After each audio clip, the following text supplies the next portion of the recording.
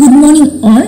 We have almost completed the portions of continuity and one more portion is pending, that is the rate of change.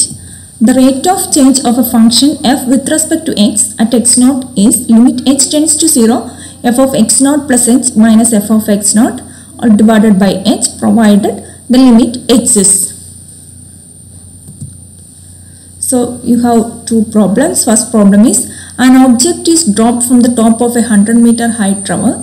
Its height above the ground after t seconds is 100 minus 4.9 t square. How fast is it falling? 2 seconds after it is dropped.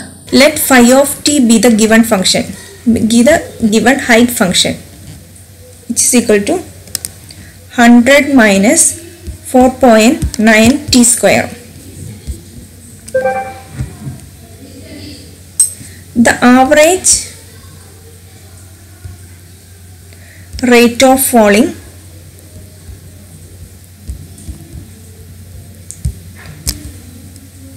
over the interval between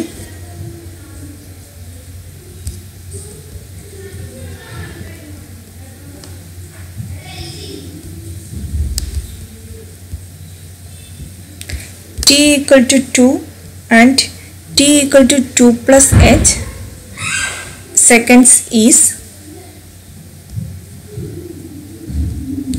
phi of 2 plus h minus phi of 2 by h, which is equal to the phi of t യുടെ സ്ഥലത്ത് നമ്മൾ t ക്ക് പകരം 2 plus h വെച്ച് substitute ചെയ്യുക. 100 minus 4.9 into 2 plus h all square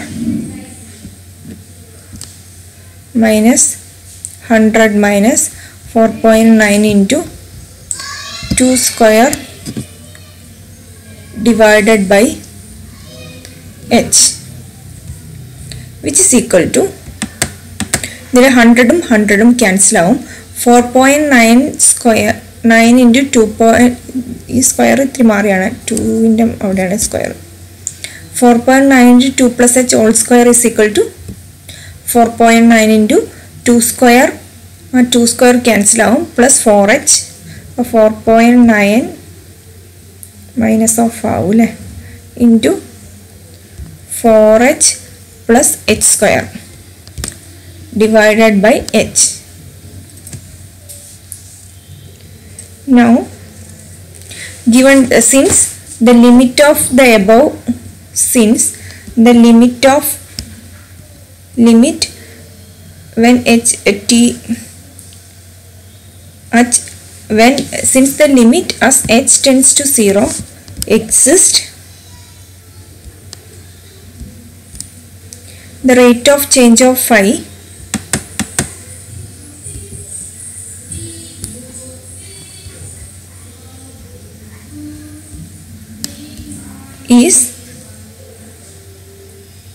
is given by limit h tends to 0 phi of 2 plus h minus phi of 2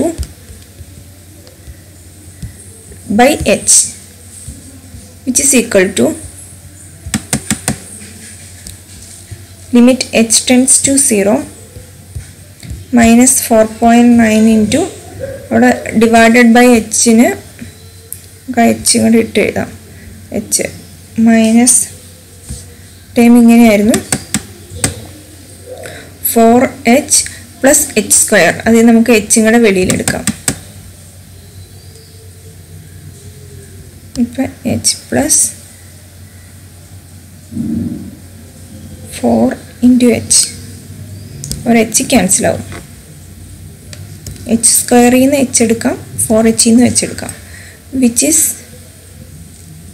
equal to minus 9 equal to when h tends to 0 this value equal to minus 19.6 minus 4.9 into 4. ഇവിടെ negative ആണ് വന്നിരിക്കുന്നത്. Negative sign indicate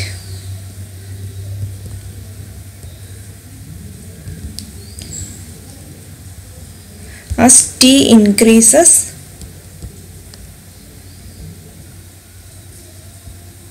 phi of t എന്നുള്ള height function, height of the object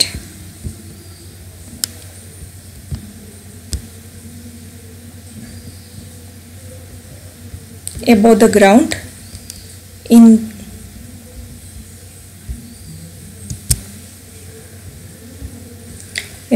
ground decreases.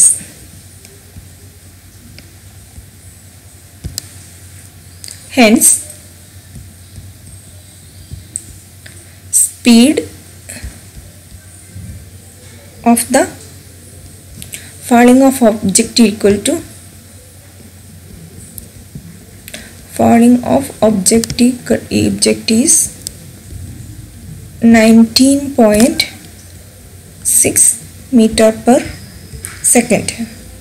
Next problem is, a maglev is a train that uses electromagnetic force to levitate, gird and propel it.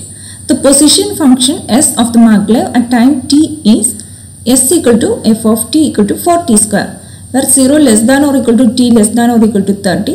Find the instantaneous velocity of the maglev at t equal to 2. Velocity is same as rate of change. Velocity is same as rate of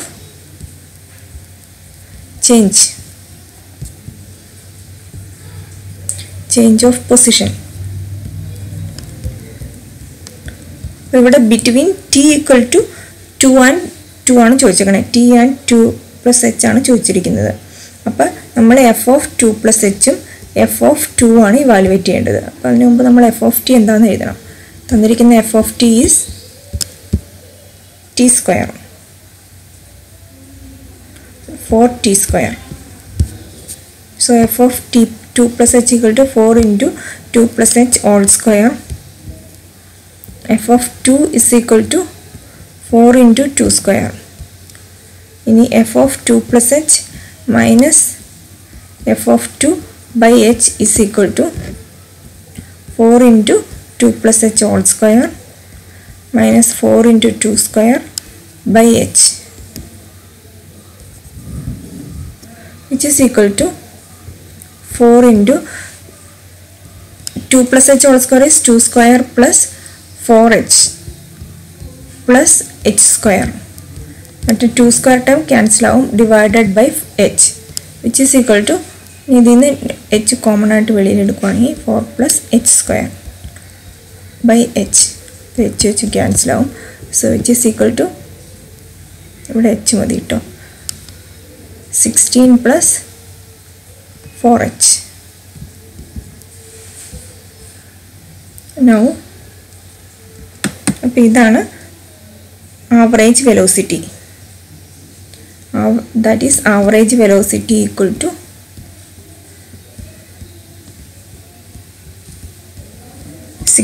plus 4h. So the instantaneous velocity is equal to limit h tends to 0 f of 2 plus h minus f of 2 by h, which is equal to limit h tends to 0 16 plus 4h minus 16 plus 4h നമ്മൾ subtract ചെയ്ത് divide ചെയ്ത് എഴുതി വെച്ചേക്കുന്നതാണ് 16 plus 4h, which is equal to 16.